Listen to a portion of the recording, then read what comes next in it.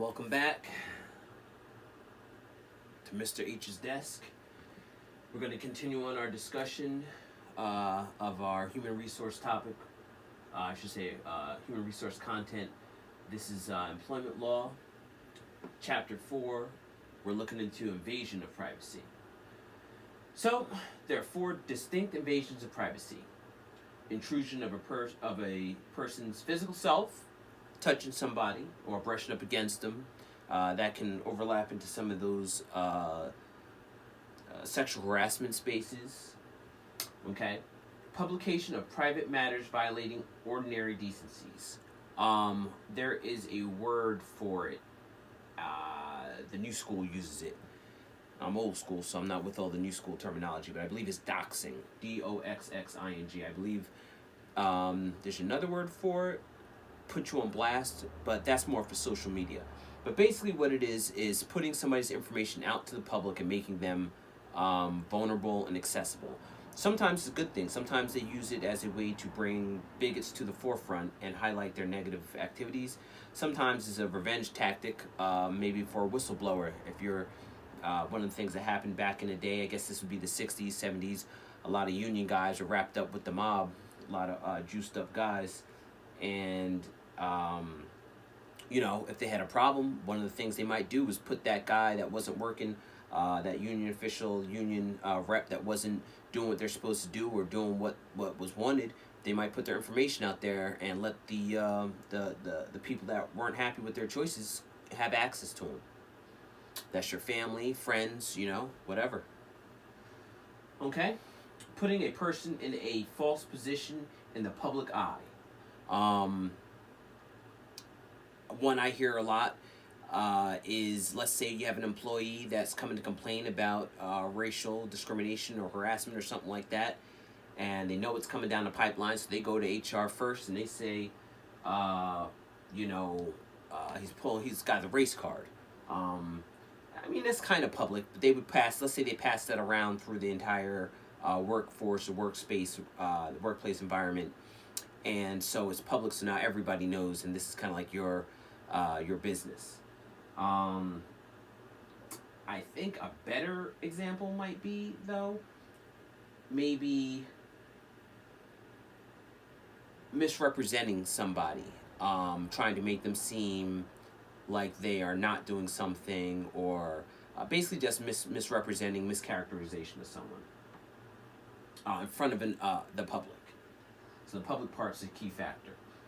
The last invasion of privacy is appropriating some element of a person's personality for commercial use. A good example of this is 50. 50 Cent had a recent lawsuit where he had a male enhancement done, or they said he had a male enhancement done, or something happened, but they used his picture. The organization, the clinic, used his picture in their advertisements to get free marketing, and he sued them and said, you didn't have my permission to use me, and I did not have this surgery, so you can't, basically they won. 50 won the lawsuit because they didn't ask his permission and they misrepresented him, and he was, rightfully upset. Okay. So we will continue on.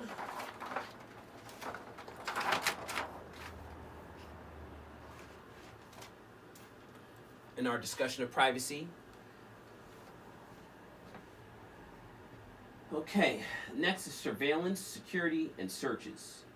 Surveillance is usually electronic. Employers may tape record conversations if both parties are aware of the recording. They might do this in a ADR, just to keep all the facts straight. Okay? Security guards deter theft. So having security walk around the premise and make sure everyone's, doing what they do is helpful. It does create some distrust. It definitely creates distrust when employees realize that employers have security watching them. It definitely creates a degree of distrust. But it seems like the benefits of having security personnel outweighs the discontent of employees. Last is office searches done to look for drugs or identify employees doing unrelated work. And that's when they go through your office and look to make sure you're not, guns, weapons, or anything you're not supposed to have. All right, so that will conclude our discussion on surveillance, security, and searches, as well as privacy. Our next section we will actually be moving to we'll touch on some fair credit reporting and credit checks. I know I said I was going to do that in the previous video, but I wanted to make an amendment and add this portion in to our. I thought it fit in better. I thought surveillance and security and searches fit in better with the privacy section than credit. So I will discuss credit in my next lecture for chapter 4. And that's all we've got today. Mr. H has got to get back to his desk.